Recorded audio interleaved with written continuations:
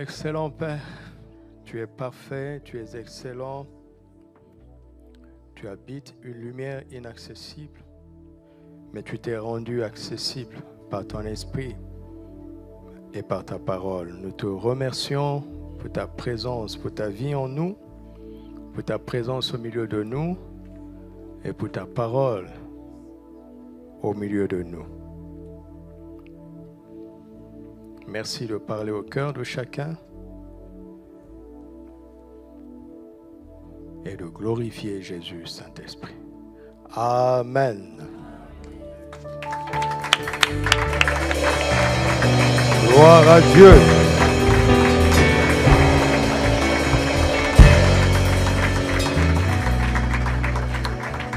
Alléluia. Asseyons-nous dans sa présence et nous bénissons l'Éternel, notre Père, pour son amour, sa grâce envers nous et tous ses bienfaits. Alléluia. Regardons un texte qui m'a aidé aujourd'hui à cause de certaines choses que j'ai ressenties depuis hier. 1 Chronique, chapitre 29, versets 13 à 14. 1 Chronique, chapitre 29. David dit ceci: Maintenant, ô notre Dieu, nous te louons et nous célébrons ton nom glorieux. Car qui suis-je et qui est mon peuple pour que nous puissions te faire volontairement ces offrandes? Tout vient de toi et nous recevons de ta main ce que nous t'offrons. Qui suis-je et qui est mon peuple pour que nous puissions te faire volontairement, pas obligatoirement, mais volontairement quoi? Ces offrandes. Tout vient de toi et nous recevons de ta main ce que nous t'offrons. Amen. Alléluia. Dis à ton frère, qui suis-je? Et qui sommes-nous? Dis-le à quelqu'un d'autre. Qui suis-je? Et qui sommes-nous? Alléluia. Et David l'a dit à Dieu. Qui suis-je et qui est mon peuple? C'est ça mon titre ce soir. Qui suis-je et qui sommes-nous? Parce qu'un jour, nous serons émerveillés des offrandes volontaires considérables que nous allons apporter à Dieu notre Père.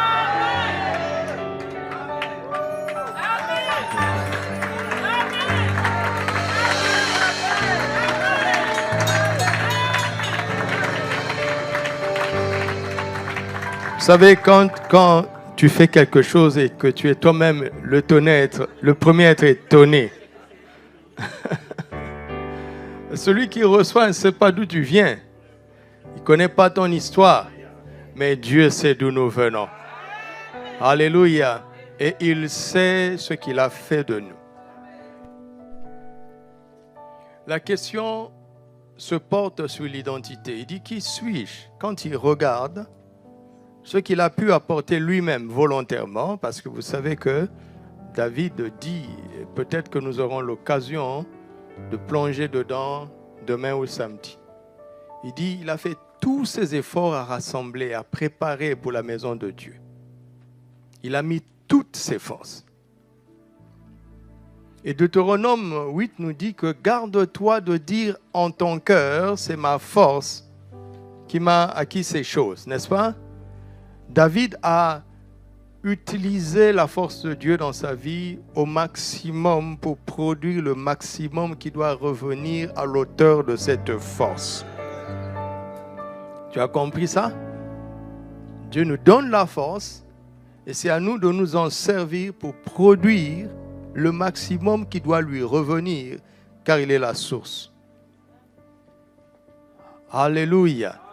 Et ce qui me bouscule dans ce verset parce que depuis hier, je pense que le déclic dans mon esprit est venu à un niveau, quand papa a commencé à parler, à un niveau, quand il est arrivé au point des vœux. Bon, ça me concerne moi-même, je n'en parlerai pas ici. c'est à ce moment-là que j'ai commencé à... Je n'ai pas tout compris sur le champ, mais c'est à ce moment-là que j'ai été saisi et que j'ai compris que c'était un rendez-vous. Et la question se porte sur l'identité, dit qui suis-je? Avoir, ce n'est pas le plus important. C'est être d'abord, c'est être. Il est surpris par l'avoir qu'ils ont pu amener dans la maison de Dieu. Il est surpris lui-même par cela, mais la question se porte sur l'identité. Et le mardi soir, quand il s'est agi de parler d'abondance dans la famille, j'ai senti que tout le monde était avec moi. Même si vous étiez à distance, je peux sentir. Mais quand j'ai dit de parler d'abondance dans l'abondance, j'ai senti que tout le monde n'était pas avec moi parce que tout le monde ne pense pas être dans l'abondance. Ainsi, quand on te parle de la famine, vous savez, nous sommes familiers avec la famine, nous sommes familiers avec le manque et ce n'est pas normal. Dis à ton frère, c'est pas normal. Nous devrions mieux être familiers avec l'abondance. Et j'ai dit hier que ce n'est pas une réalité future, mais c'est une vérité présente. Dans la réalité, tu vois les vides, tu vois les manques, mais dans la vérité, il n'y a aucun vide. Nous avons tout pleinement en lui.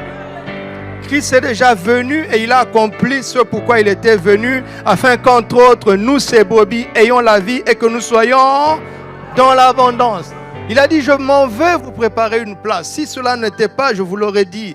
Et quand j'aurai fini, je viendrai, afin que là où je serai, non, afin que là où je suis, vous avez vécu avec moi. Vous avez vu là où je suis là. Je suis parti, quand je veux revenir, vous serez là où je suis. Et là où Jésus était, il pouvait nourrir des multitudes à partir de quelques pains et quelques poissons. Parce qu'il n'était pas conscient du manque.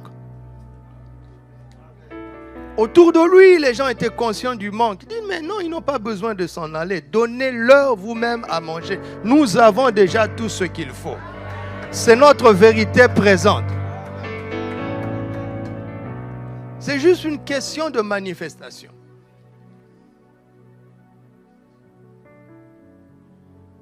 Alors,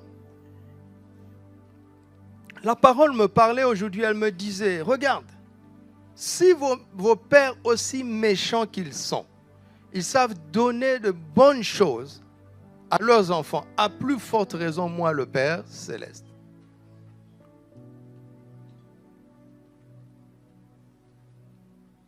Ou tu es un enfant de Dieu, ou tu ne l'es pas.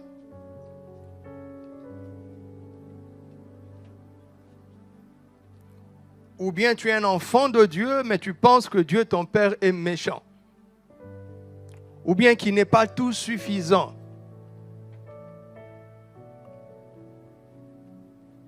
Il n'est pas méchant, bien sûr, n'est-ce pas? Et il est tout suffisant et il est mon papa. Je suis son enfant. Et de sa plénitude, j'ai déjà reçu et grâce pour grâce. Aucun mérite. Tout est grâce. Alléluia. Il est venu afin que moi, sa brebis, j'ai la vie et que je sois dans l'abondance. Si on te pose la question, pourquoi tu es dans l'abondance? Qu'est-ce que tu as fait pour être dans l'abondance? Tu dis non, la question est mal posée. Il faut me demander plutôt, qui es-tu pour être dans l'abondance? Qui es-tu? Pas qu'est-ce que tu as fait, mais qui es-tu? Ce sont les brebis. Alléluia. Il avait fait dire à David, des siècles avant de venir lui-même sur la terre, que l'Éternel est mon berger, alors je... Et il termine en disant, le bonheur et la grâce m'accompagneront de temps en temps, la plupart des jours, absolument tous les jours de ma vie. Juste parce qu'il est mon berger. Juste parce que je suis sa brebis. Rien que ça. Rien que ça.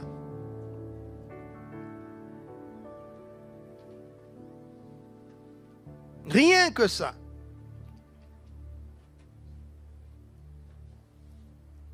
Le secret se trouve dans l'identité. Pas dans les capacités, mais dans l'identité. Nous avons des capacités différentes, mais nous avons tous la même nature. Nous avons tous la même identité d'enfants de Dieu, de brebis du Seigneur. Et c'est là où se trouve notre abondance, dans notre identité. Est-ce que vous me suivez? Ce n'est pas dans la force. Il dit dans l'abondance, ne parle pas arrogance. Ma force. Non, non, non, non. Ce n'est pas dans la capacité. Ce n'est pas dans la capacité.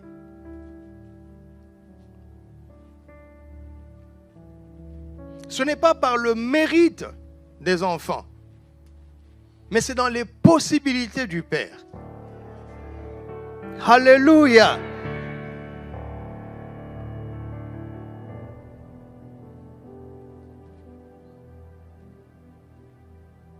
C'est un combat, hein, vous voyez. Tu es en train de combattre contre toi-même. Et moi, je suis en train de t'aider à gagner cette bataille. Le bon combat de la foi. L'homme spirituel en toi doit vaincre la chair. Nous sommes trop conscients du manque. Nous sommes trop conscients des mérites, trop conscients des capacités. Papa dit assez, j'en ai assez. J'en ai assez. Vous êtes mes enfants, vous êtes les brebis de mon fils. C'est ça qu'il faut contempler. C'est sur cela qu'il faut méditer.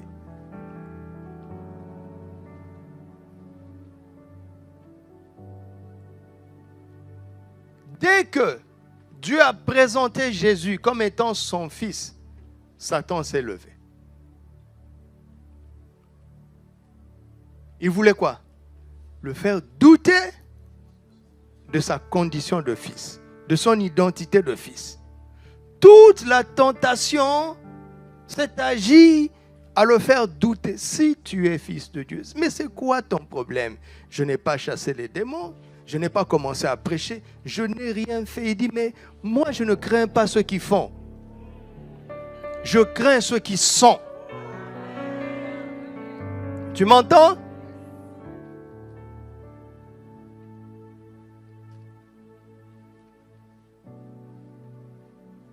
Comment est-ce que, comme papa disait hier, Samuel va rencontrer Saül, verser l'huile sur sa tête et puis c'est fini. Et sa destinée a changé. Par quel phénomène vous allez expliquer cela? Et la Bible dit que quand il a quitté Samuel, le Seigneur le donna un autre cœur et il fut changé en un autre homme. Ce n'est pas une question de capacité, c'est la transformation de notre identité. Tout part de là. Alléluia. Si tu devenais maintenant un poisson, nager n'est plus un problème. Vivre dans l'eau n'est plus un problème. Mais sois affranchi de, tu ne seras jamais un poisson. Tu ne seras jamais une mamie wata ou un papi wata. Si tu devenais un aigle, voler très haut n'est plus étrange. N'est-ce pas? J'ai encore regardé tous ces passages. Parce que quand l'incrédulité est revenue vers moi, l'incrédulité a failli me faire douter. L'incrédulité a failli me dire, mais tu leur racontes des histoires. Moi, vous racontez des histoires. Pourquoi? Je vais chercher quoi? Quand j'ai répondu à l'appel, vous n'étiez pas là. J'ai répondu à l'appel plus de 20 ans avant que vous ne m'offriez une voiture. Être piéton n'était pas un problème pour moi. Donc, je n'ai pas besoin de vous flatter. Ce n'est pas aujourd'hui que je suis devenu pasteur. Vous m'entendez? J'étais dans un aéroport dernièrement et un frère qui vient souvent à l'église, et comme vous savez, là on attend les bagages, hein, et il s'est rendu compte que c'était moi. Et puis il me dit, mais pasteur, tu ne peux pas soulever les bagages. J'ai dit, pourquoi? Pourquoi je ne peux pas soulever? Dites-moi un peu, pourquoi je ne peux pas prendre ma valise? Répondez-moi, pourquoi je ne peux pas? Tu as voyagé avec moi? Vous voulez que je me lamente au Seigneur, il fallait que quelqu'un voyage avec moi? Non, si je voyage seul, je prends mes valises. Ça ne me diminue pas. Ça ne réduit pas mon identité.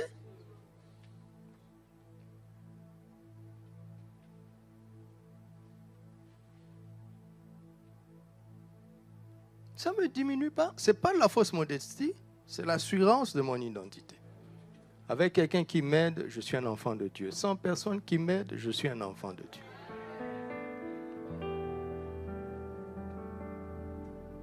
Vous comprenez? Il était tellement embêté que dans la ville, il m'a envoyé de l'argent. Il m'a envoyé beaucoup d'argent. L'humilité m'a donné de l'argent.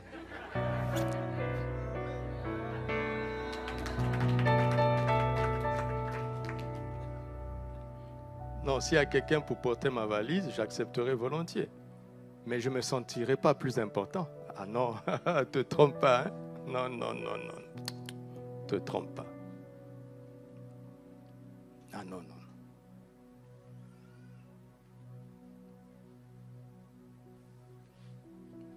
Regardez tous ces textes.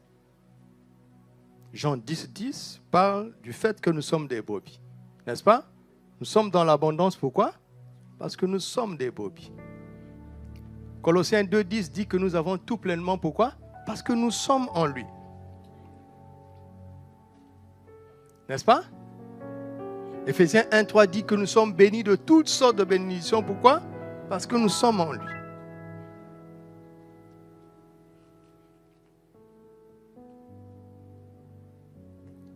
Regardez un verset que plusieurs ont du mal à accepter. 1 Corinthiens 3, verset 21. Que personne donc ne mette sa gloire dans des hommes, car tout est à vous. Ouais, il n'y a pas eu d'amen. Tout est à toi, mais tu n'as pas besoin de tout. Tu comprends? Tout est à vous. Et poursuit, soit Paul, soit Apollos, soit Céphas, soit le monde, soit la vie, soit la mort, soit les choses présentes, soit les choses à venir. Tout est, et vous, et Christ. Regardez, il y a quel verbe ici?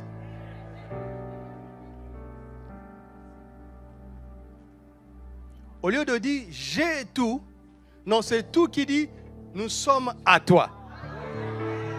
Même les choses vont conjuguer le verbe être. Les choses te poursuivent, tu dis, mais laissez-moi tranquille. Il dit, mais nous sommes à toi, non? Mais nous sommes à toi.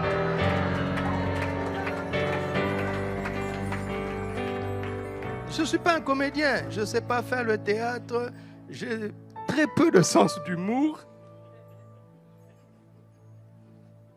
Regardez les verbes. Même le bonheur et la grâce, qu'est-ce qu'ils font? Hein? Ils nous accompagnent. Et toutes les choses, cherchez premièrement et la justice de Dieu. Et quoi? Toutes ces choses, elles sont listées. Regarde Matthieu 6 en haut. Le vêtement, le manger, le boire, et toutes ces choses-là vous seront données comment? Par-dessus. C'est comme certains disent. S'il n'y a pas de tête, le chapeau ne sert à rien. Et toutes ces choses, c'est un chapeau. Mais il faut que tu aies la tête.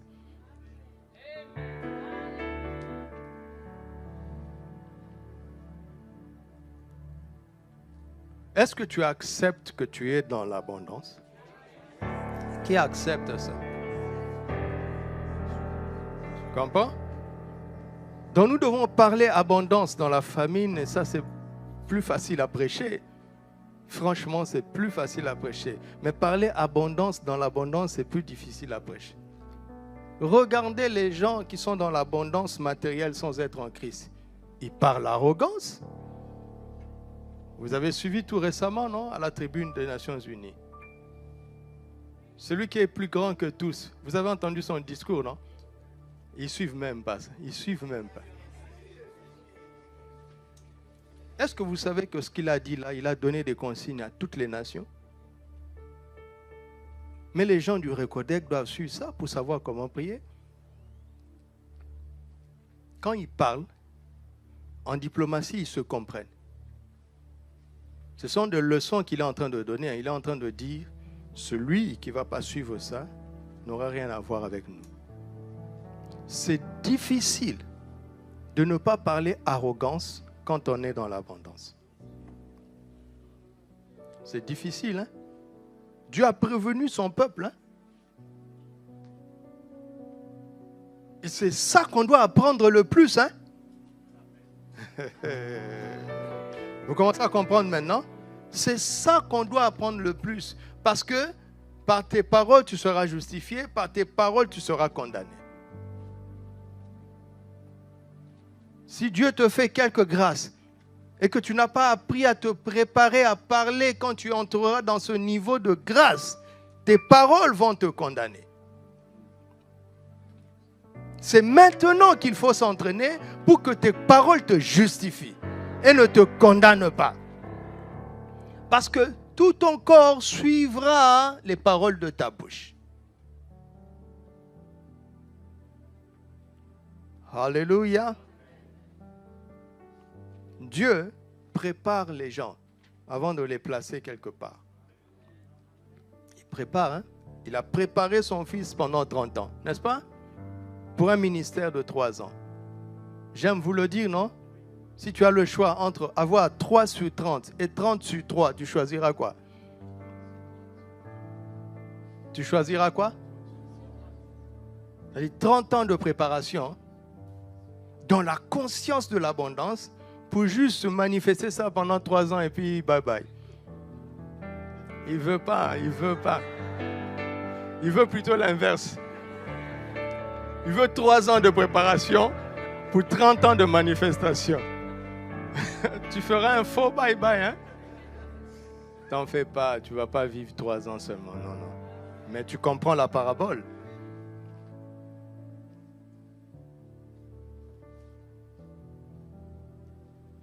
Quand je suis devenu pasteur, les frères étaient là. On était étudiants ensemble. On était étudiants ensemble. 6 mois, non pas, ça n'a pas fait 6 mois, hein, mais du genre, les grandes vacances, c'est l'été, c'est là où moi, Dieu m'avait parlé. Et le temps que je parle au pasteur et qu'il accepte, en octobre, il m'a présenté. Donc pour quelqu'un comme Jean-Christophe, le père Cyril, le père Élie, pasteur Arlette, vous vous rendez compte? En 2 mois, je suis devenu leur pasteur. Donc quand certains, ce n'était pas le cas pour eux, mais quand certains me manquaient un peu de respect, je les comprenais. Parce que il leur faut du temps pour me regarder comme un pasteur. Ça ne me dérangeait pas, je les comprenais. Et un jour, l'un d'entre eux est venu me voir, déjà pour s'excuser de certains égards.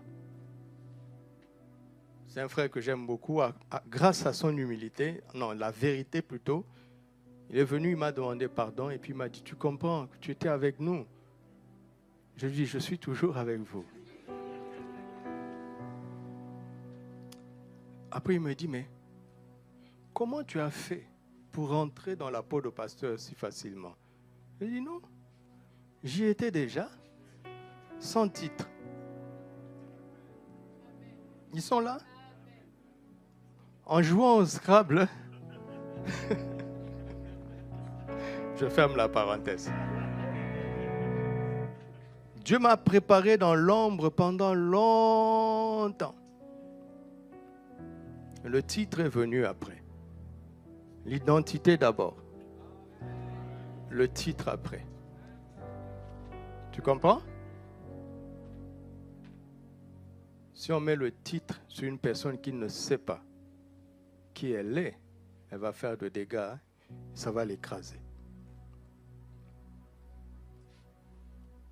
Si on emmène une abondance manifeste sur une personne qui ne sait pas qu'il est l'enfant du propriétaire de toutes choses, ça va l'écraser.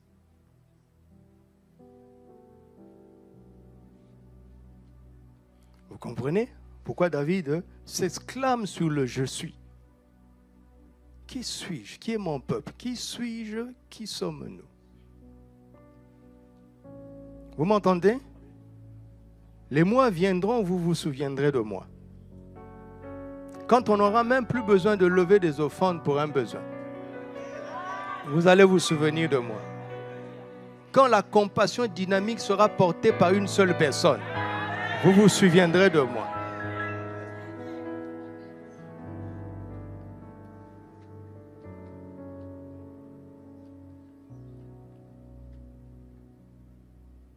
Alors, pour nous aider,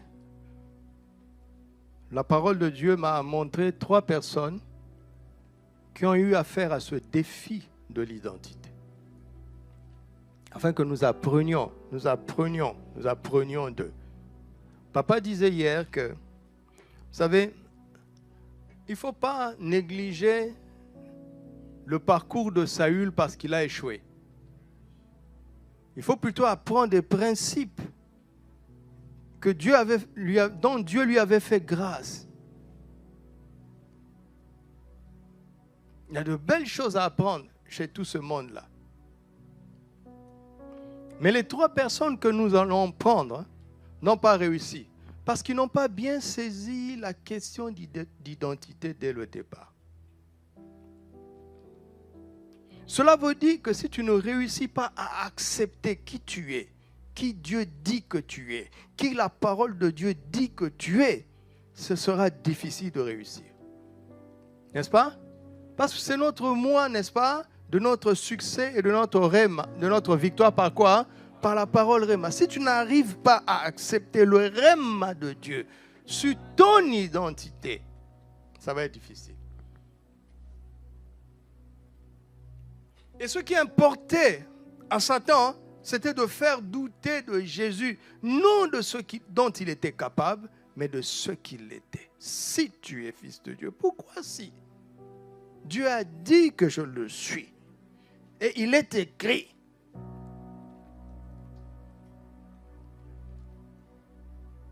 Alléluia.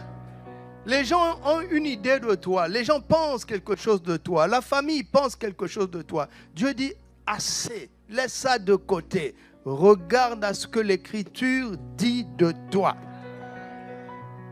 Comme Jésus, il est écrit. Dieu a dit. Vous m'entendez? Je suis en train de parler aux gens qui sont dans l'abondance. S'ils sont en Christ.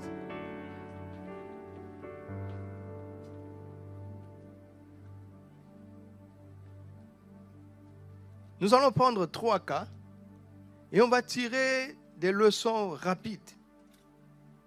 Je n'ai pas l'intention d'être long parce que je veux que nous parlions après. Pas que nous prions, mais que nous parlions. Selon ce que nous sommes en train d'apprendre. 3 personnes, Moïse, Gédéon et Saül. Moïse, Gédéon et Saül. Moïse, Gédéon et Saül. Exode chapitre 3, versets 1 à 11. Exode 3, versets 1 à 11. Moïse faisait paître le troupeau de Jéthro, son beau-père, sacrificateur de Madian. Et il mena le troupeau derrière le désert et vint à la montagne de Dieu à Horeb. L'ange de l'Éternel lui apparut dans une flamme de feu au milieu d'un buisson. Moïse regarda et voici le buisson était tout en feu et le buisson ne consumait pas. Moïse dit, je veux me détourner pour voir quelle est cette grande vision et pourquoi le buisson ne consume point. L'Éternel vit qu'il se détournait pour voir et Dieu l'appela du milieu du buisson et dit, Moïse, Moïse. Dieu l'appelle par son nom. Et il répond, me voici. Dieu dit, n'approche pas d'ici, ôte tes souliers de tes pieds, car le lieu sur lequel tu te tiens est une terre sainte. Et il ajouta, je suis le Dieu de ton père, le Dieu d'Abraham, le Dieu d'Isaac et le Dieu de Jacob. Moïse se cacha le visage car il craignait de regarder Dieu. L'Éternel dit, écoutez maintenant, j'ai vu la souffrance de mon peuple qui est où? En Égypte. Et j'ai entendu les cris que lui font pousser ses oppresseurs, car je connais ses douleurs. Je suis descendu pour le délivrer de la main des Égyptiens. Et pour faire quoi? Et pour le faire monter de ce pays dans un bon et vaste pays, dans un pays où coule le lait et le miel. Ce pays est habité.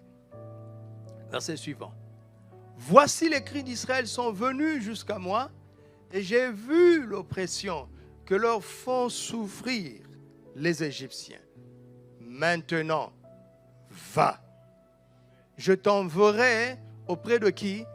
De Pharaon. Et tu feras sortir mon peuple. Tu feras sortir d'Égypte mon peuple, les enfants d'Israël. Moïse dit, qu'est-ce que Moïse dit? Il ne calcule même pas la mission d'abord. Il est heurté par son identité. Qui suis-je pour aller vers Pharaon et pour faire sortir d'Égypte les enfants d'Israël? Qui suis-je?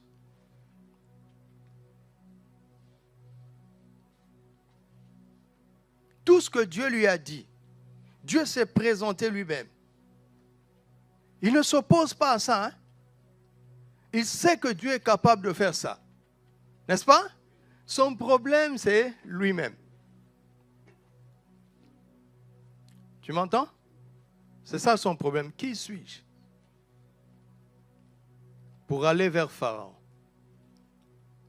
Qui suis-je pour remplir cette mission?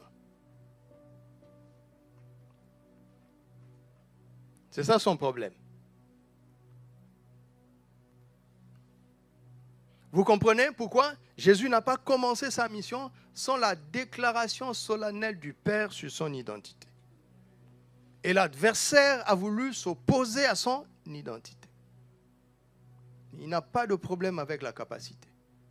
Il n'a pas le problème avec le verbe avoir ou le verbe pouvoir. Il a un problème avec le verbe être. Vous entendez? Parce que n'importe qui peut faire n'importe quoi si l'onction tombe sur lui. N'est-ce pas? Même l'âne a parlé à Balaam. Dieu peut faire ce qu'il veut avec qui il veut. Qui suis-je?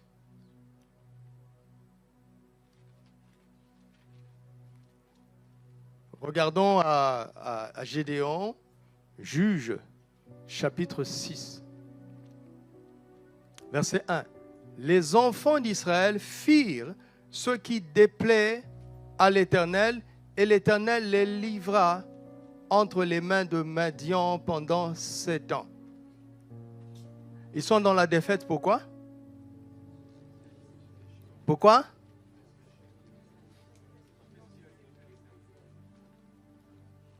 Gédéon est venu avant ou après Moïse? Après Moïse, n'est-ce pas? Cela veut dire quoi? La loi était déjà là. La loi était formelle. Si vous obéissez, vous aurez la victoire sur vos ennemis. Si vous désobéissez, vos ennemis auront le dessus sur toi. C'est clair ici. Ils ont fait ce qui déplaît à l'Éternel. Verset 2. La main de Madian fut puissante contre Israël. Pour échapper à Madian, les enfants d'Israël se retiraient où? Dans les ravins des montagnes, dans les cavernes et sur les rochers fortifiés. Alléluia. C'est pourquoi je prie pour que l'Église dans cette nation ne se réunisse plus dans des caves. Je ferme la parenthèse, je continue. Quand Israël avait semé, Madian montait avec Amalek et les fils de l'Orient et ils marchaient contre lui. Quand ils avaient quoi? Quand ils avaient quoi? Nous sommes dans la moisson. C'est pour ça que le Saint-Esprit m'a fait prendre ce chemin. Vous allez comprendre la suite demain après. Donc, tant qu'il ne se met pas, il n'y a pas de problème. Vous comprenez? Vivez dans les ravins, vivez dans des conditions bizarres, déplaisez à Dieu, Madian est content. Mais si vous commencez à semer, là il se fâche. Il ne veut pas que vous moissonniez. Il va s'attaquer à la moisson. Il campait en face de lui, détruisait quoi? Les productions.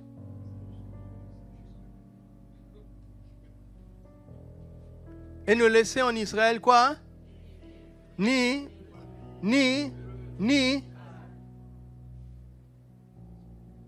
Car ils montaient avec leurs troupeaux et leurs tentes et ils arrivaient comme une multitude de quoi?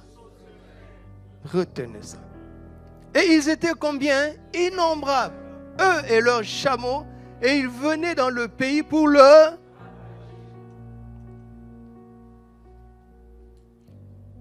Ici, ce n'est pas l'oppression.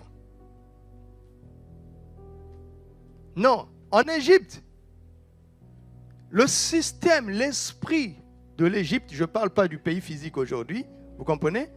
La principauté qui opère en Égypte, elle vous prend, elle vous opprime, elle se sert de votre force pour son bien, pour son développement. Et ça continue jusqu'à aujourd'hui. Tu n'as pas la Bible pour la lire religieusement. Il faut que tu comprennes quel est le système qui opère contre toi. Le système de l'Égypte te laisse travailler, te laisse bosser dur, mais ta force profite à quelqu'un d'autre, pas à toi. Mais le système de Madian n'est pas comme ça. Le système de Madian ne veut pas que tu travailles. Ni pour lui, ni pour toi-même.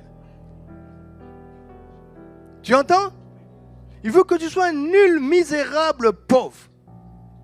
Que tu te caches dans les ravins. Il ne veut pas que tu sois une ville située sur une montagne. Il ne veut pas que tu aies de production. Il ne veut pas que tu aies un mot à dire sur le marché international. Il ne veut pas que tu pèses, que tu comptes, que tu aies un avis.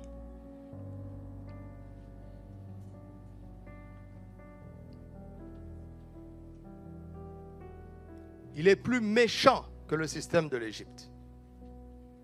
Parce que le système de l'Égypte, tant que tu produis pour lui, il te donne un peu de concombre. Vous le savez, non? Ils ont dit, non? Ils te donnent des concombres et de l'ail. Je ne sais même pas pourquoi ils ont regretté les concombres et de l'ail. Ils te donnent quelque chose. Tu travailles un peu, on te donne des miettes. Tu as un petit salaire quand même, Tu rapportes 1 million à l'entreprise et on te paye 5 500.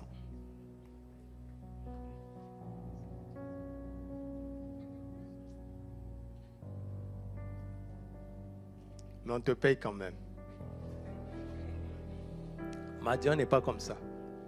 Madian te dit, je ne veux même pas que tu rapportes, ni pour moi, ni pour toi.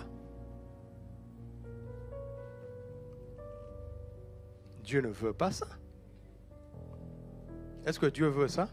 Non. Dieu veut que tu rapportes pour toi et pour les autres.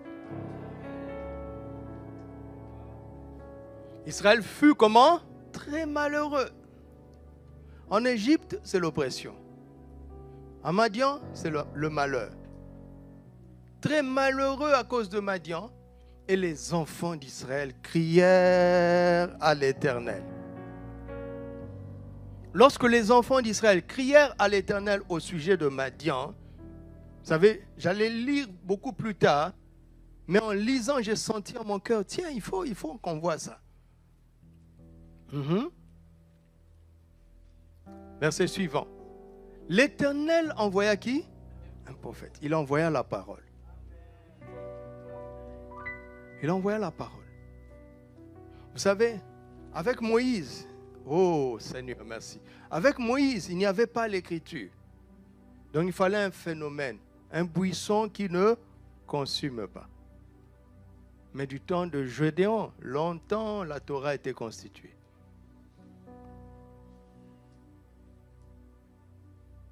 Il t'envoie la parole. Il leur dit, ainsi parle l'Éternel, le Dieu d'Israël. Je vous ai fait monter d'Égypte et je vous ai fait sortir de la maison de la servitude. Ça, c'est le ministère de Moïse. Je vous ai délivré de la main des Égyptiens et de la main de tous ceux qui vous opprimaient. Je les ai chassés devant vous. Je vous ai donné leur pays.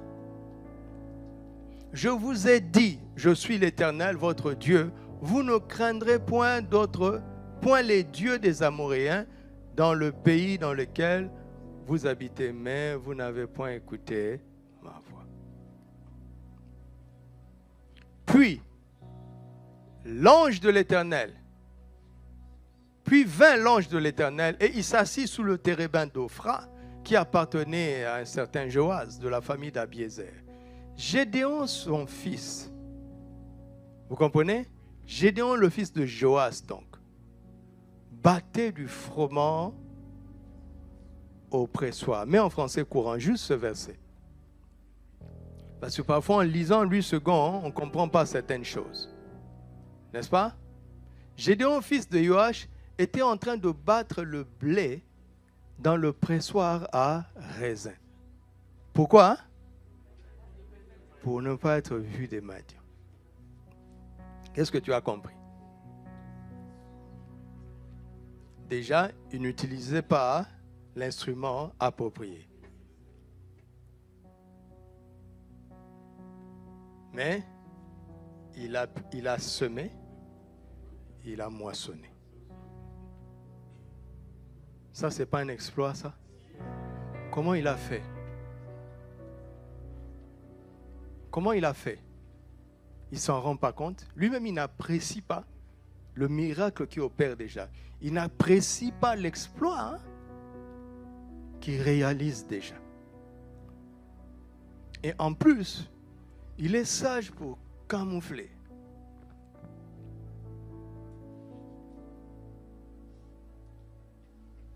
Revenons dans Louis II. L'ange de l'Éternel lui apparut et lui dit, l'Éternel est avec quoi? Qui? Dieu l'appelle comment? Pourquoi? Parce que Dieu est avec lui. Quand Gédéon a décidé de semer, Dieu était avec lui. Et parce que Dieu était avec lui, je ne sais pas ce que Dieu a fait, mais parce que Dieu était avec lui, il a pu semer, il a pu faire grandir jusqu'à moissonner. Et là, il est maintenant au bout de la chaîne de production. Il a réussi, pourquoi? Parce que Dieu est avec lui. Et la présence de Dieu l'a rendu héroïque. Seulement le problème, c'est que lui-même, il ne se rend pas compte que ce qu'il est en train de vivre déjà est un exploit. S'il s'en était rendu compte, il serait plein d'actions de grâce. Il aurait des paroles d'action de grâce sur sa bouche. Il viendrait avec des témoignages, comme on a fait la réunion de témoignages. Mais comme il ne le sait pas, quand on dit les requêtes, il est présent pour donner des sujets de prière. Quand on dit action de grâce, il vient pour écouter les autres. Il n'a pas fouillé dans sa vie pour voir ce que la présence de Dieu a déjà produit comme miracle.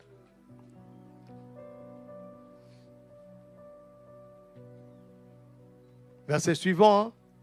Gédéon lui dit, « Ah, mon Seigneur, si l'Éternel est avec nous, pourquoi toutes ces choses nous sont-elles arrivées? » Tu ne sais pas pourquoi? Le prophète a parlé dernièrement pour vous rappeler. Je vous ai prévenu, dit l'Éternel, je vous ai dit que si vous faites ça, vos ennemis auront le dessus. Vous l'avez fait. Vos ennemis ont eu le dessus et c'est moi que vous accusez, c'est moi que vous rendez responsable. Regardez la mentalité. Quand ça ne va pas, ils cherchent qui accuser. Et là, comme tout le monde, tu sais, quand ça ne va pas chez quelqu'un, je ne vais pas parler de nous, ils cherchent chez qui ça va pour dire, lui là, c'est un occultiste.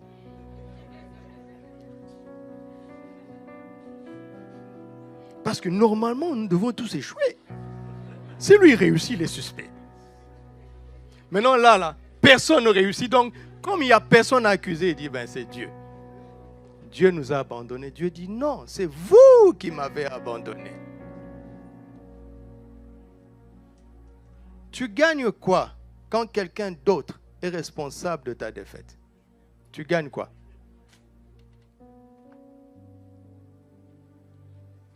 Tu gagnes quoi? Ça va changer comment?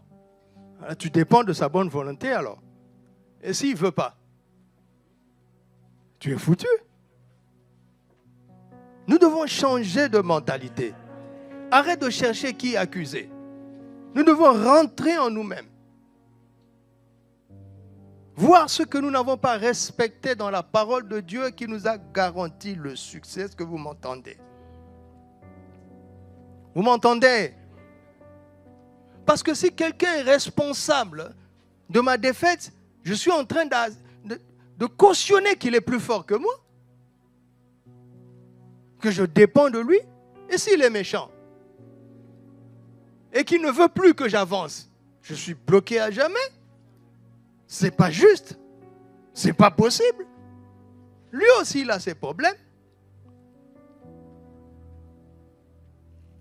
Vous m'entendez? Et là, comme il n'y a personne à accuser, ben, accusons Dieu alors. Mais, vous avez vu, non? Le prophète est venu, il a parlé. Parce que Dieu sait comment son peuple réfléchit.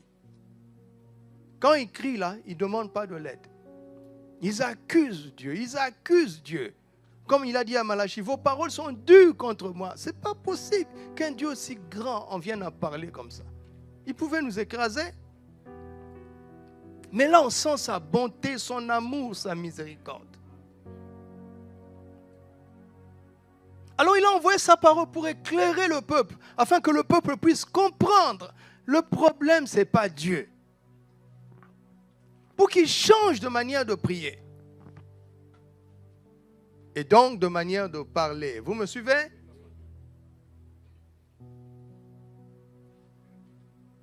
Pourquoi toutes ces choses nous sont-elles arrivées? Nous avons la réponse. Parce que vous avez fait ce qui déplaît à l'Éternel. Et où sont tous ces prodiges que nos pères nous racontent quand ils disent « L'Éternel ne nous a-t-il pas fait monter hors d'Égypte? Maintenant l'Éternel nous abandonne et il nous livre entre les mains de Madian. » Non. Obéissez, vous allez voir, les prodiges vont revenir. Alléluia. Et l'Éternel se tourna vers lui. Dieu ne considère même pas tout son discours. Réfléchis. Quand tu as prié pendant 1h30, Dieu a écouté ton discours pendant combien de secondes?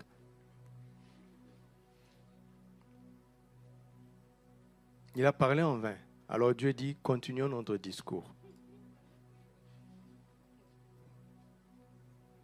Va avec cette force que tu as et délivre Israël de la main de Madian. N'est-ce pas moi qui t'envoie? J'avais envoyé Moïse, maintenant je suis descendu, je t'envoie. Gédéon dit, ah mon Seigneur, avec quoi délivrerai-je Israël? Donc il cherche maintenant, lui il est dans l'avoir, n'est-ce pas? Dieu avait déjà dit, tu es un vaillant héros. Il cherche avec quoi? Dieu avait dit, je suis avec toi. Voici, ma famille est la plus pauvre en Manassé et je suis. Il ne dit pas qui suis-je, hein? Il sait qui il est. Moïse ne savait plus qui il était. Gédéon, lui, pense savoir qui il est. Il dit, je suis le plus petit dans la maison de mon père. L'Éternel lui dit, mais, ouais, avant de lire la suite, il a dit, mais, il vient d'annuler tout ce que tu as dit là. Mais je serai avec toi. Toi qui, selon moi, le toi, c'est un vaillant héros. Je serai avec mon vaillant héros. Donc, la boucle est bouclée. Dieu termine par la phrase avec laquelle il avait commencé. Je serai avec toi, pas avec ce que tu penses de toi, mais avec ce que moi je dis que tu es. Reçois ça au nom de Jésus.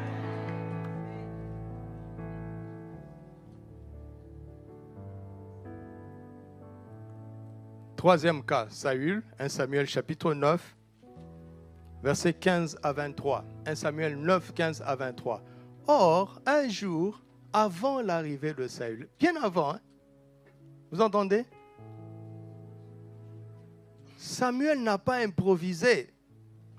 Il était prévenu. Et c'est bien de comprendre ça. C'est pour cela que je commence ici. Un jour avant l'arrivée de Saül, l'Éternel avait averti Samuel en disant, « Demain, à cette heure, je t'enverrai un homme. » Tu m'enverras. Réfléchissons un peu. Comment est-ce que Dieu a envoyé Saül? Quand il a eu à cœur d'aller retrouver les ânesses perdues de son père. Il ne savait pas que c'est Dieu qui était en train de l'envoyer. Dieu laisse faire certaines pertes dans la vie pour que ça nous mette dans son rendez-vous, dans son calendrier. Je t'enverrai un homme du pays de Benjamin et tu l'oindras pour chef de mon peuple en Israël. Ou un seulement, ça suffit. Comme on l'a reçu hier. Alléluia.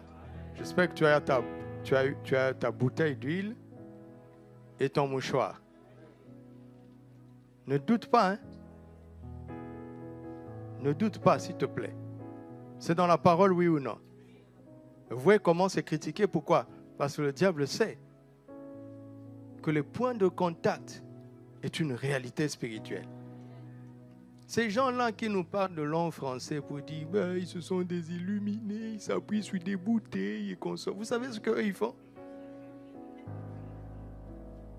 Ils oublient leur veste, cravate et langue français. Hein, quand leur chef dit saute avec un pied gauche. Ils le font. Hein? Ils le font et quand ils sortent, ils voient les résultats. Hein?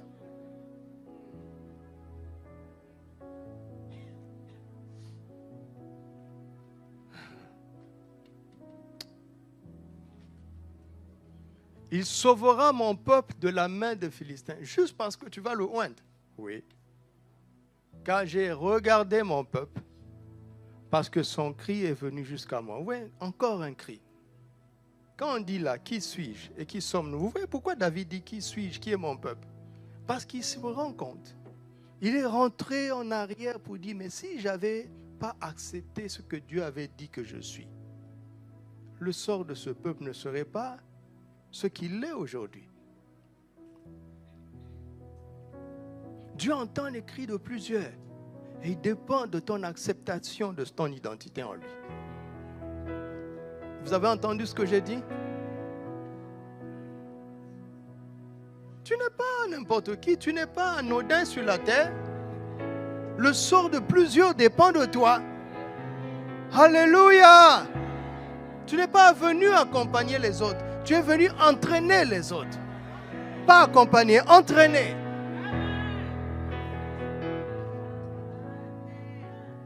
Lorsque Samuel eut aperçu Saül, l'Éternel lui dit, voici l'homme dont je t'ai parlé. C'est lui qui régnera sur mon peuple.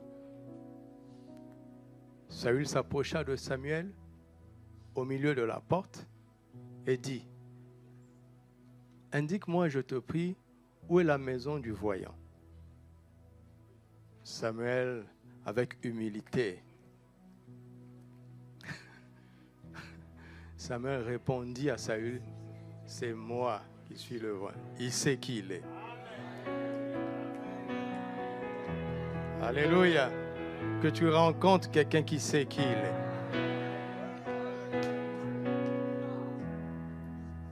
Ce n'est pas de l'orgueil. Il sait juste qui il est. Alléluia. Ne te laisse pas intimider.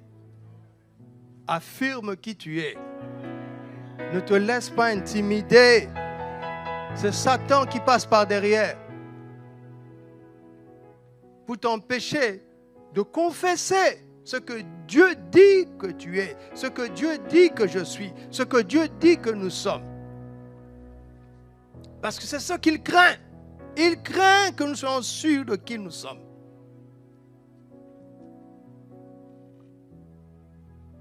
C'est moi qui suis le voyant.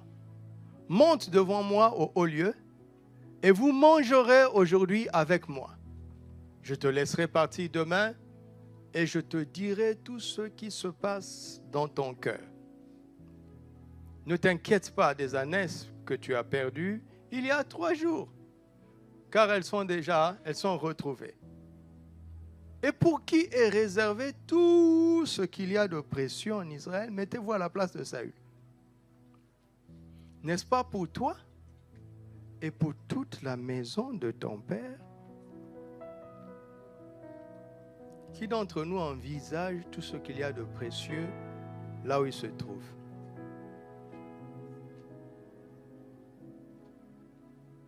Regarde tes rêves. Nos rêves sont petits. Parce qu'on ne sait pas qui on est.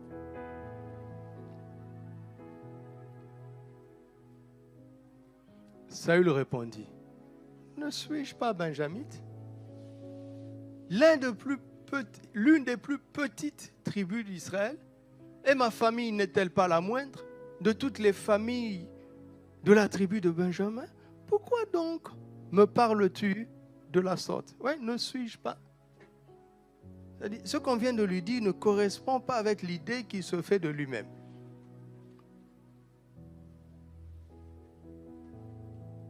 Il ne voit pas de relation.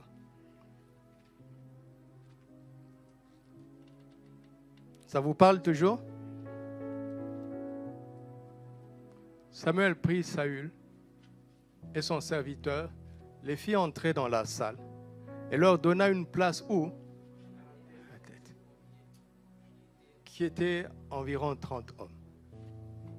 Mettez-vous à la place des invités là. C'est qui ce gars là? Alors, on tape rapidement, on googleise le nom de Saül. On googleise. Vous avez dit, il s'appelle comment? Quelqu'un avait son smartphone là, il tape rapidement. Saül, voyons voir, mais fils de qui? Fils de Kis, mais qui c'est rien du tout? De quelle famille? Mais la plus petite, de quel pays? Même son pays même, son village même. Donc, mais pourquoi il a la tête? Ah, nous on ne sait pas. Hein? Le prophète sait. La parole sait. Le Saint-Esprit sait. Lui-même, il ne comprend pas. Vous savez, il y a des endroits où il y a certains honneurs, ça devient gênant même pour toi-même. Ça veut dire que ceux qui t'honorent sont plus conscients que toi de qui tu es, de qui nous sommes. Parce que je ne parle pas seulement à vous, je me parle à moi-même, même si j'ai 8 heures d'avance sur vous, parce que cette parole m'a parlé depuis un certain temps. Mais elle continue de me parler. Verset suivant, Samuel dit au cuisinier, « Sers la portion que je t'ai donnée en disant, mets-le à part. Le cuisinier donna l'épaule et ceux qui l'entourent, et il l'a servi à Saül. Et Samuel dit, voici ce qui a été réservé. Mets-le devant toi et mange, car on l'a gardé pour toi.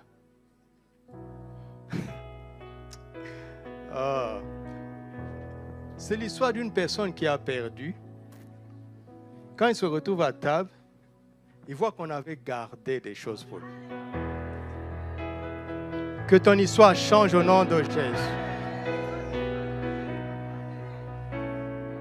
On ne parlera plus de toi en termes de ce que tu as perdu, mais en termes de ce qui a été gardé, conservé, préservé pour toi au nom de Jésus. Alléluia. Ne sois plus familier avec la perte, sois familier avec l'abondance. Ne sois plus familier avec ce que tu as perdu, sois familier avec ce que tu ne peux pas perdre, parce qu'on l'avait gardé pour toi. On l'avait gardé, hein? On l'avait gardé, c'est gardé, tu ne peux pas le perdre.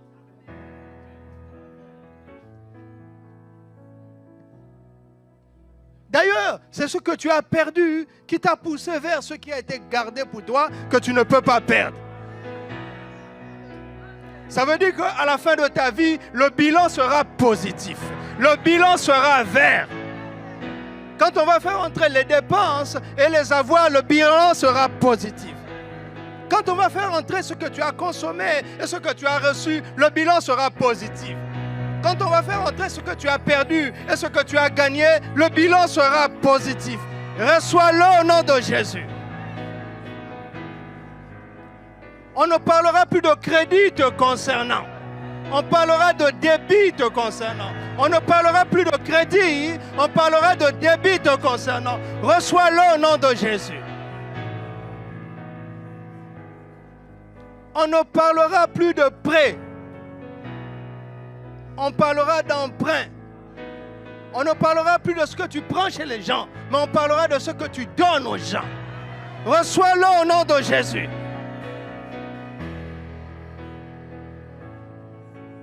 Juste parce que l'huile est tombée sur lui. Juste parce que l'huile est tombée sur lui. Juste parce que l'onction est sur lui. Rien que ça. Rien que ça. Accepte ça tel que Dieu l'a dit. Accepte ça tel que Dieu l'a dit. Au nom de Jésus, asseyons-nous dans sa présence.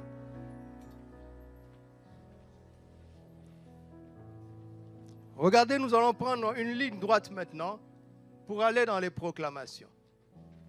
Moïse dit, qui suis-je? N'est-ce pas? C'est quoi son problème? Il ne sait pas qui il est. N'est-ce pas? Gédéon dit, je suis le plus petit. C'est quoi son problème? Il sait ce qu'il est.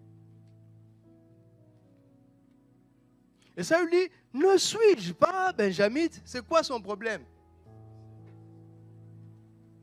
Il pense que la parole ne sait pas qui il est. Il dit, ne suis-je pas? En fait, il est en train d'informer. Il dit, mais Samuel, regardons Samuel ici comme le symbole du Saint-Esprit et de la parole. Parce que c'est le Saint-Esprit qui oint, n'est-ce pas? Et c'est lui qui inspire la parole. Tu imagines, tu es en train d'informer le Saint-Esprit, tu es en train d'informer la parole qui tu es. Parce que quand tu lis, nous avons tout pleinement en Christ, tu regardes la Bible, tu dis, mais ne suis-je pas celui qui n'a rien tellement? Toi, tu dis que j'ai tout pleinement. Est-ce que tu sais à qui tu parles? Est-ce que nous allons informer à la parole qui nous sommes? Nous allons informer au Saint-Esprit qui nous sommes? Ça a un sens? Ça a un sens? Est-ce que le Saint-Esprit peut nous flatter? Est-ce qu'il peut nous mentir, nous tromper? Est-ce que ça a un sens? Qu'est-ce qu'il nous reste à faire? C'est d'accepter, de renoncer à la mauvaise idée que nous avons de nous-mêmes, d'accepter ce que Dieu dit que je suis. Vous imaginez Jésus, 30 ans, il est charpentier. Il n'a fait aucun miracle. Et dans le Jourdain, il entre dans l'eau, il sort.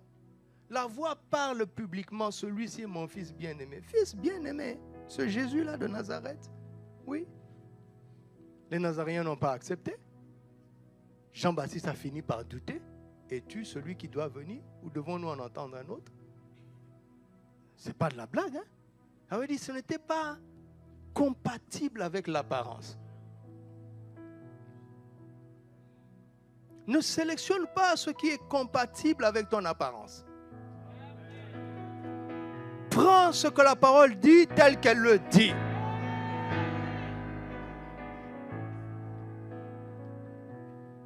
Alléluia.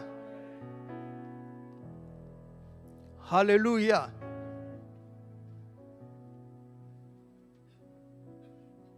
Donc Moïse dit, je ne sais pas qui je suis. Gédéon dit, je sais qui je suis. Mais il se trompe. N'est-ce pas? Samuel dit, tu ne sais pas qui je suis. Il se trompe aussi. Dieu doit répondre à ces trois problèmes d'identité. Quelqu'un qui ne sait pas qui il est, Dieu va lui répondre. Quelqu'un qui pense savoir qui il est alors qu'il se trompe, Dieu va lui répondre. Quelqu'un qui pense que Dieu ne sait pas qui il est, Dieu va lui répondre. Tout le monde est concerné, d'une manière ou d'une autre. Dans quelle catégorie te trouves-tu? Alors, quand quelqu'un dit « je ne sais pas qui je suis », Dieu lui répond et dit « oui, moi je sais qui tu es. Je sais qui tu es. Oui, moi je sais qui tu es. » Quand quelqu'un dit « je ne sais pas qui je suis », Dieu dit « oui, moi je sais qui tu es. » Je suis d'accord avec toi parce que quand je te regarde, je vois que tu ne sais pas qui tu es. Alors je dis oui, mais moi je sais qui tu es. C'est pour ça que Moïse est allé plus loin. Parce que c'est plus facile ce cas-là. C'est plus facile. Il ne sait pas. C'est plus facile d'apprendre à un ignorant qu'à un connaisseur. Parce que le connaisseur doit désapprendre avant d'apprendre. L'ignorant, c'est comme nos enfants, n'est-ce pas? C'est plus facile de transmettre aux enfants. Pas vrai? Je ne sais pas qui je suis. Dieu dit oui, moi je sais qui tu es. Quand Gédéon dit je sais qui je suis, Dieu dit non, tu ne sais pas. C'est moi qui sais qui tu es. Tu m'entends? Il dit non. C'est moi qui sais qui tu es.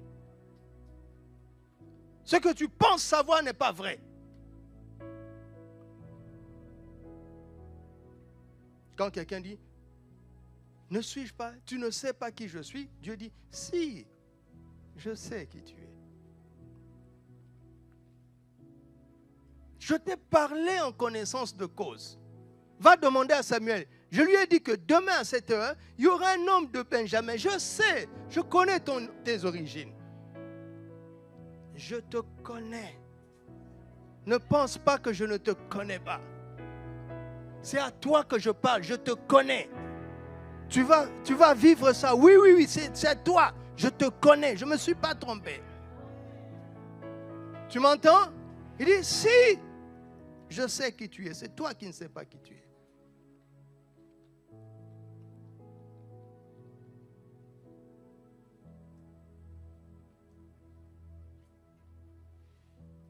C'est quoi le problème de Moïse?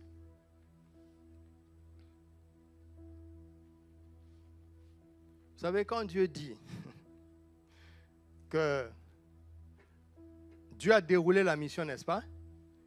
Il allait l'envoyer où? En Égypte, chez qui? Chez Pharaon. C'était quoi le passé de Moïse?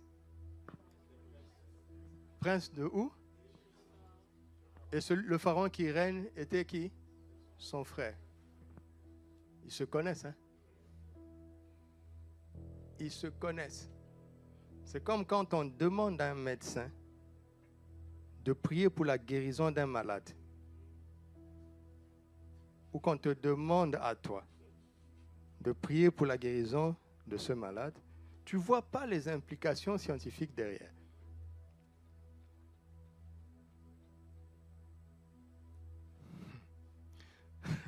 Quand Moïse dit qui suis-je, c'est parce qu'il connaît Pharaon, il connaît l'Égypte. S'il y a quelqu'un qui connaît Pharaon, s'il y a quelqu'un qui connaît l'Égypte, c'est Moïse. Personne ne connaît mieux l'Égypte et Pharaon que lui. S'il y a quelqu'un qui doit douter, c'est lui.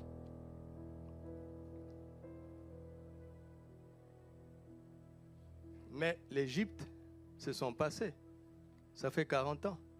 Le problème de l'identité, c'est la connaissance de notre passé sans Dieu. Notez ça.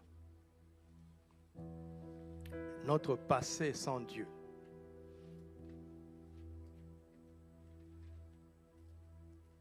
Gédéon, pour aller vite maintenant, Gédéon dit, mais je suis le plus petit. N'est-ce pas?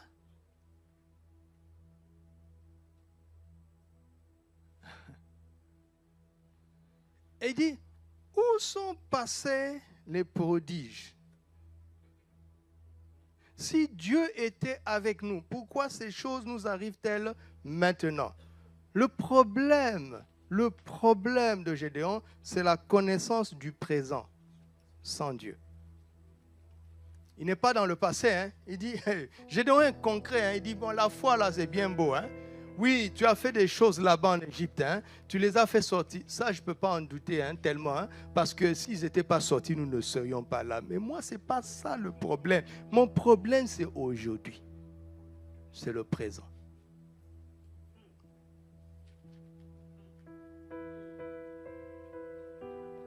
Je connais mon papa. Hein.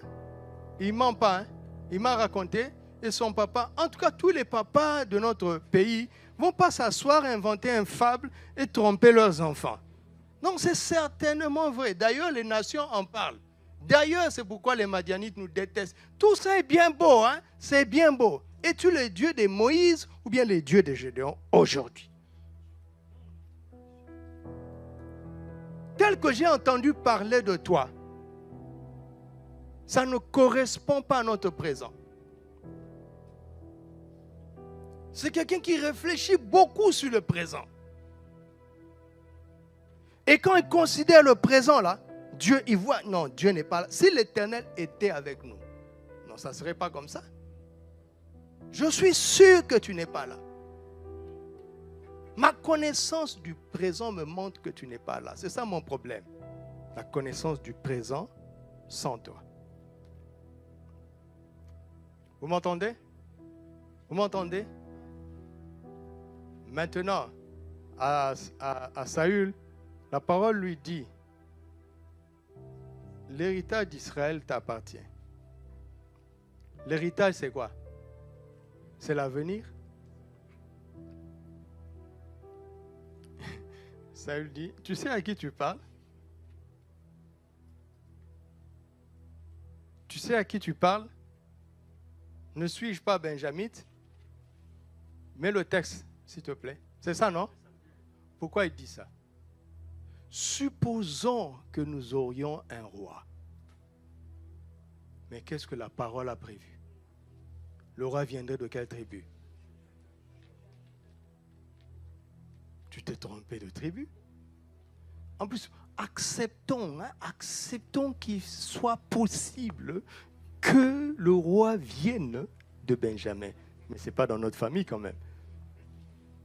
C'est la plus petite famille là, que tu vas prendre. Le problème de Saül, c'est l'ignorance de l'avenir sans Dieu. Les deux problèmes d'identité sont dus à la connaissance du passé et du présent sans Dieu. Quelle que soit la connaissance que tu peux avoir, si Dieu n'est pas là, elle ne sert à rien. Le dernier problème de l'identité ici, c'est l'ignorance de l'avenir sans Dieu. Parce que franchement, quelqu'un qui réfléchit bien peut prévoir un peu ce qu'il va devenir. N'est-ce pas? Selon d'où on vient et ce qu'on est, on sait où on va. Ou bien je me trompe? On vient de me tracer la trajectoire. D'où je viens, là où je suis. Et tel que les choses se passent, je sais où je vais. Non, non, non, non, non. Il dit non, non, non, non. Tu as oublié le paramètre le plus important, la présence de Dieu. Si quelqu'un est en Christ, il est une nouvelle créature. Les choses anciennes sont... Attendez, attendez. Qu'est-ce qui se passe? Quand tu crois en Jésus, il va dans ton passé. Il efface tous les arguments qui veulent empoisonner ton présent. Oh Seigneur, est-ce qu'ils ont reçu ça? Il déclare inexistant tout le passé sans lui. Il efface ça, ça ne compte plus. Ça n'a plus le droit de t'influencer. Il va dans ton passé. Avec son sang, il nettoie tout. Alléluia. Maintenant, il arrange ton présent. Il entre en toi. Il te définit dans le présent. Et il dit, marchons maintenant ensemble. Marchons ensemble. Allons vers l'avenir que j'ai prévu pour toi. Tu ne connais pas le chemin. Reste attaché à moi. Je sais où je t'emmène. Ton avenir est en moi et avec moi, dit le Seigneur. Tu ne sais pas où tu vas. Lui, il sait où il va. Et c'est lui qui va t'y conduire.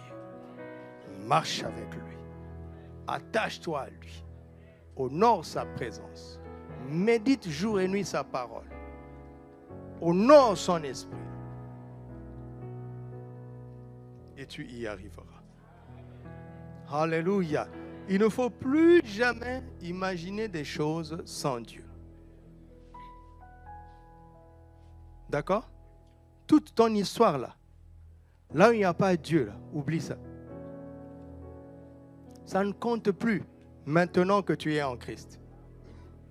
Ils sont combien dans la Bible? Des prostituées qui sont entrées dans la lignée de Jésus. Ça veut dire quoi? Le passé n'existe plus. N'est-ce pas? N'est-ce pas? Ils sont combien? Dieu t'envoie en mission. Et toi, tu refuses d'aller à cause du passé. Il y va en Égypte. Toi, tu considères l'Égypte que tu connaissais, Pharaon que tu connaissais. Il dit, tu es trop connaisseur de la puissance du diable. Tu es trop connaisseur du système du monde. Ça t'empêche de croire. Ça t'empêche de semer. Au contraire, ça te pousse à faire des épargnes. Et les gens travaillent avec ton argent. Je ne dis pas qu'il ne faille pas faire d'épargne. Hein? Ne me faites pas dire ce que je n'ai pas dit. Mais si c'est la peur qui te motive, c'est parce que tu as trop étudié les choses de ce monde. Tu es trop connaisseur. Et c'est la peur qui te conduit. Ce n'est plus la foi. Rien de bon ne sort de la peur. Tu es un fils de Dieu. Nous n'avons pas reçu l'esprit de servitude pour être encore dans la crainte. Et l'Égypte tient ses enfants dans la servitude. Mais nous sommes affranchis de ça. Alléluia!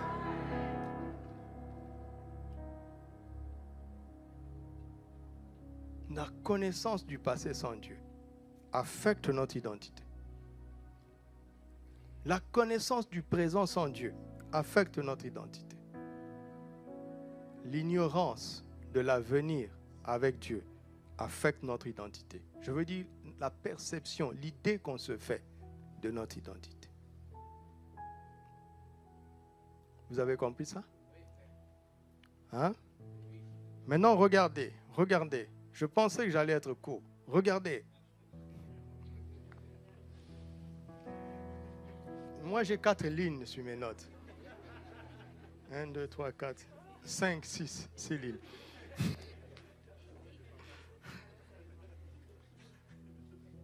Regardez. À Moïse, il dit, je serai avec toi.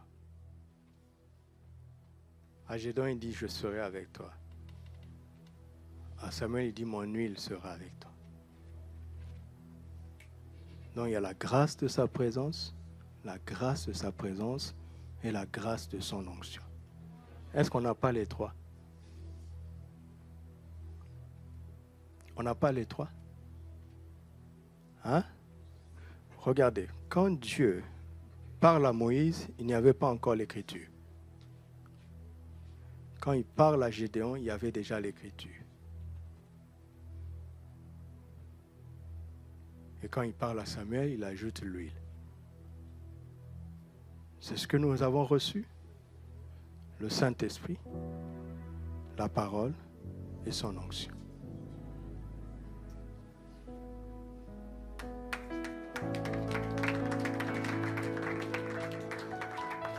Acceptons ce que l'Esprit de Dieu nous dit que nous sommes. Acceptons ce que la parole de Dieu dit que nous sommes. Acceptons ce que l'onction dit que nous sommes. Comment est-ce qu'on devient roi? Par l'huile.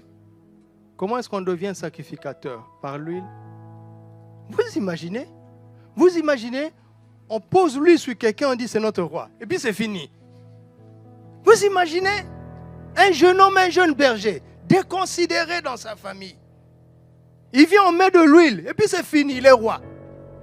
Et dans la fidélité, comme papa l'a dit hier, la fidélité a fait que l'onction a commencé à libérer toutes les grâces qu'elle contenait. Le petit berger va devenir un grand général, un grand roi, un grand politique, un grand administrateur, un grand gestionnaire. Est-ce que vous savez que c'est lui qui a laissé le plan du temple? Un grand architecte donc. Tout est venu dans l'onction. Tout se trouve dans l'onction. Tout était dans l'onction.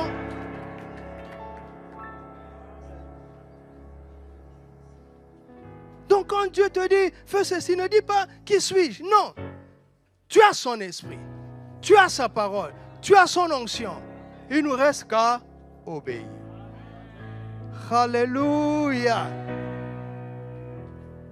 Et à parler le langage de l'esprit, à parler le langage de la parole et à parler le langage de l'onction. Regardez Jésus, l'esprit du Seigneur est sur moi parce qu'il m'a oint pour. Ça lui a créé des problèmes, mais est-ce qu'on a pu l'arrêter? On n'a pas pu l'arrêter. Il a parlé le langage de l'onction, ça lui a créé des problèmes. Et puis il dit, aujourd'hui cette parole de l'écriture s'est accomplie, ça lui a créé des problèmes. Jean-Baptiste a dit, il vient après moi quelqu'un qui est plus grand que moi. Moi, je vous baptise d'eau, mais lui, il vous baptisera du Saint-Esprit et de feu. Ça lui a créé le problème. Ce n'est pas un problème ce que les gens disent. Ce n'est pas un problème. Le problème, c'est que nous doutions de ce que l'Esprit dit, que nous doutions de ce que la parole dit, que nous doutions de ce que l'onction dit.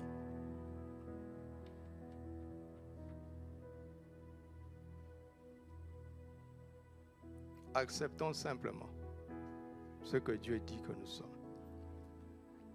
Alléluia. Il nous parle par sa parole. Il nous parle par son esprit. Dans le témoignage intérieur, l'esprit lui-même rend témoignage à notre esprit que nous ferons. Non, nous sommes. Nous sommes enfants de Dieu. À tous ceux qui l'ont reçu, la parole, et qui croient en son nom, elle leur a donné le pouvoir de devenir. La parole dit, tu es devenu enfant de Dieu. L'Esprit dit, tu es un enfant de Dieu. Et l'onction dit, tu es un roi. Tu es un sacrificateur. Tu l'es. C'est pour ça que tu auras et que tu pourras. Alléluia. Alléluia. Avec cette parole que je viens de vous donner, dans quelques mois, nous allons dire, qui suis-je? Qui sommes-nous pour te faire volontairement ces offrandes. Qui a reçu ça?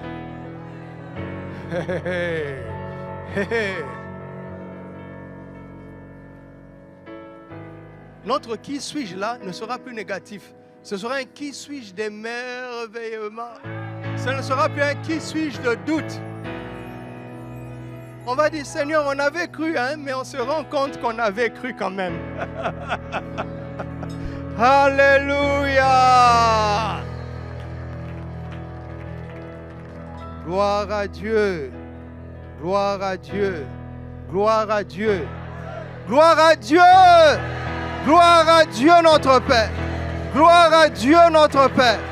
Gloire à Dieu notre Père. Alléluia. Commence à lui donner gloire avec tes propres paroles. Avec tes propres mots, élève ta voix. Donne-lui gloire, rends-lui grâce. Avant que nous nous confessions ensemble. Donne-lui gloire, rends-lui grâce. Donne-lui gloire, donnons-lui gloire, donnons-lui gloire. Rendons-lui grâce. Rendons-lui grâce, donnons-lui gloire. Donnons-lui gloire. Rendons-lui grâce. Donnons-lui gloire, rendons-lui grâce. Donnons-lui gloire. Rendons-lui grâce. Donnons-lui gloire. Rendons-lui grâce. Toute la gloire est à toi, ô Père. Louange, hommage, honneur et gloire à toi. Et à toi seul. Car nul dans les cieux n'est comme toi. Personne sur la terre n'est comme toi. Oh, alléluia. Tu es digne de louange. Tu es digne de gloire. Oh, reçois la gloire. Nous te sommes reconnaissants. Merci pour ton esprit. Merci pour ta parole. Merci pour ton onction. Merci pour ton esprit. Merci pour ta parole. Merci pour ton onction. Nous te rendons grâce pour ton esprit. Nous te rendons grâce pour ta parole. Nous te rendons grâce pour ton onction. Reçois la gloire. Alléluia. Alléluia. Je ne sais pas si vous connaissez cette chanson. Qui donc dans les cieux toi, qui est puissant comme toi, éternellement roi, qui est puissant comme toi, éternellement roi. Accélérez un petit peu. Dans le ciel, qui donc dans le ciel, alléluia, est semblable à toi. Oh, qui est puissant comme toi, éternellement roi. Oh, qui est puissant comme toi, éternellement roi. Oui, tu es Adonai Jireh, et en tout temps tu pouvoir. Tu es Adonai Rapha, éternel, oui, tu guéris. Qui donc dans le ciel, oh, est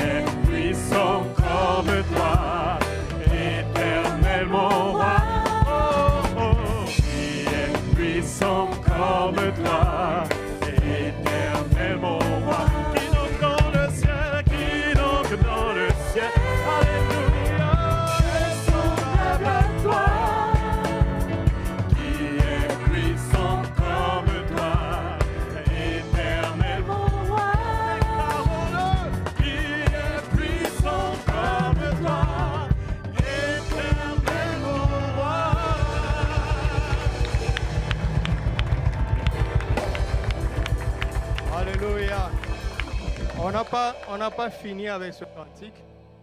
On va le perfectionner. Il manque quelque chose.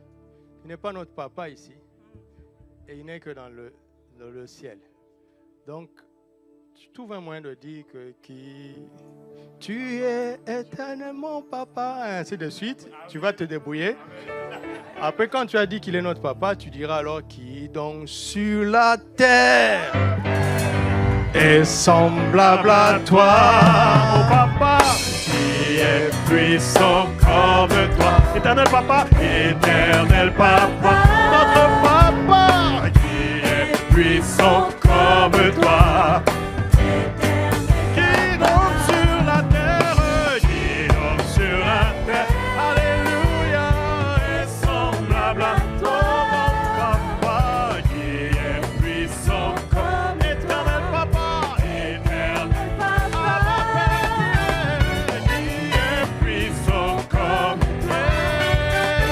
bâton des mains des carreaux, qui donc sur la terre, alléluia, est semblable à toi. Ah, papa, qui est puissant comme toi, éternel papa, qui est puissant comme toi.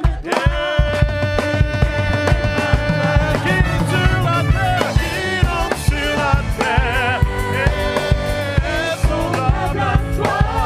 Personne qui est puissant comme toi, éternel papa, qui est puissant comme toi, éternel papa.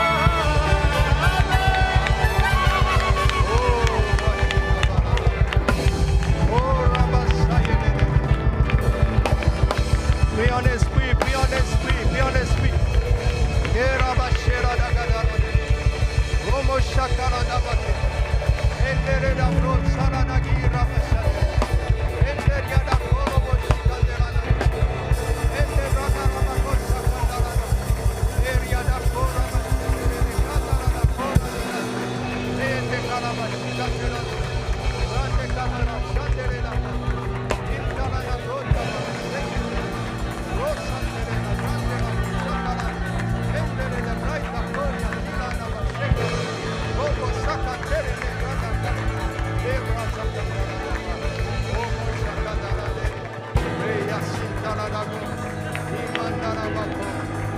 Alléluia. Alléluia. Gloire à Dieu. Gloire à Dieu notre Père.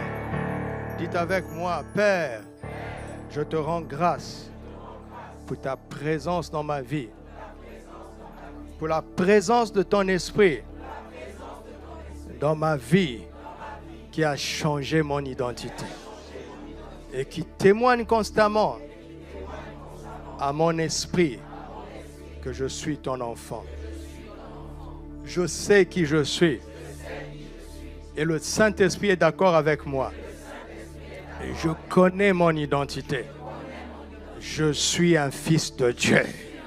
Je suis un fils de Dieu. Je peux répondre à l'adversaire. Je peux répondre aux circonstances qui veulent me faire douter de mon identité. Je dis que le Saint-Esprit a rendu et continue de rendre témoignage à mon esprit que je suis un fils de Dieu. Je suis un fils de Dieu. Je suis ce que l'Esprit de Dieu dit que je suis. Je suis ce que l'Esprit de Dieu dit que je suis. Et à cause de cela, grâce à cela, j'irai où le Père m'enverra. Je dirai ce qu'il me dira de dire. Je ferai ce qu'il me dira de faire. Parce que je suis un fils de Dieu. Je vais libérer ceux qui sont sous l'oppression. Je vais triompher du système de servitude. Je ne crains pas l'adversaire. Je ne crains pas Pharaon. Je ne crains pas le prince de ce monde. Car je sais qui je suis. Je suis un fils de Dieu. Le Saint-Esprit lui-même le témoigne. Je suis un fils de Dieu. Parce que la parole de Dieu le déclare. La parole de Dieu me dit que j'ai reçu le pouvoir de devenir enfant de Dieu. Je suis devenu un enfant de Dieu. C'est mon identité. C'est ma nature. C'est mon identité. C'est ma nature. Le Père a parlé. Le Saint-Esprit l'a confirmé. La parole l'a écrit.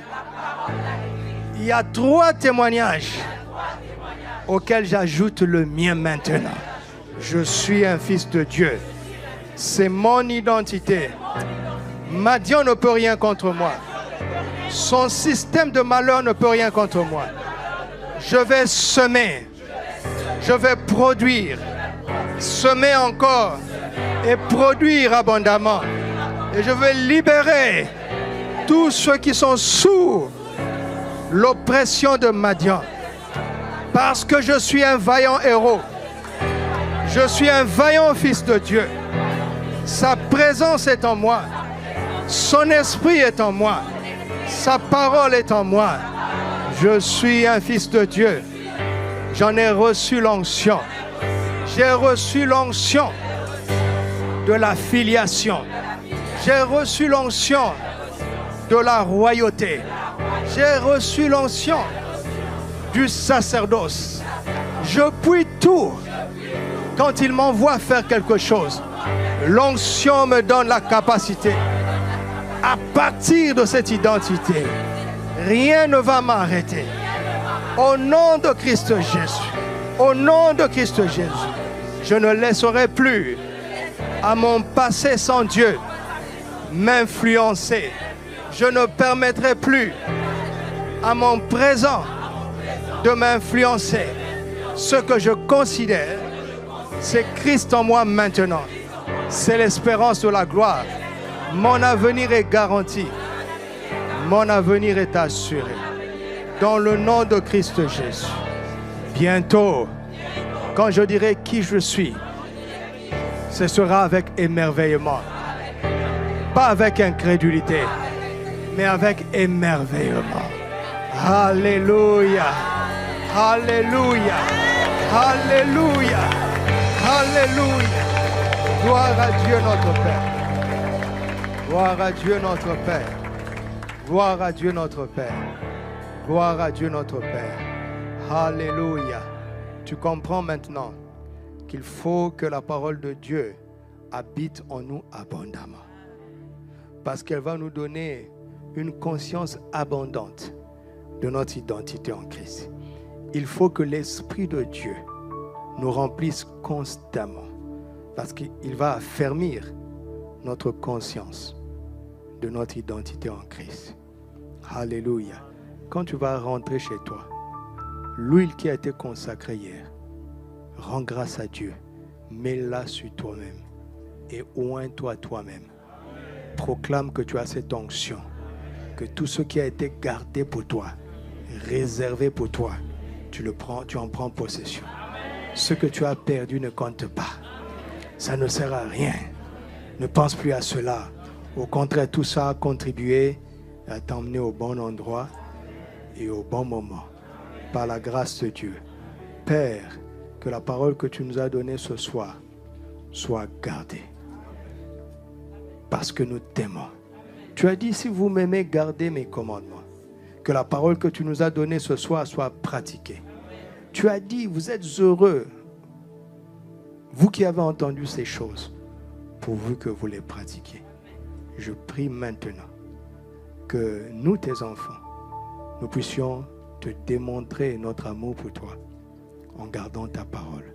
Je prie que nous, tes enfants, puissions expérimenter le bonheur en pratiquant ta parole. Je prie pour que l'onction, l'auto-onction que nous allons pratiquer tout à l'heure dégage la voie de la destinée de chacun. Au nom de Christ Jésus. À partir de ce soir, nous commençons à marcher à grands pas sur le chemin de notre destinée. Au nom de Christ Jésus. Et comme nous l'avons entendu hier, sur la route de cette destinée, il y a le pain en abondance. Il y a la provision à tous nos besoins. Il y a le vin en abondance. Il y a la joie, le bonheur et la grâce. Alléluia. Il y a les joueurs de harpe, il y a la louange. Savez-vous que la louange est une arme? Il n'y a plus de lamentation. Il y a des louanges et des actions de grâce à la gloire de Dieu notre Père, au nom de Jésus-Christ. Amen.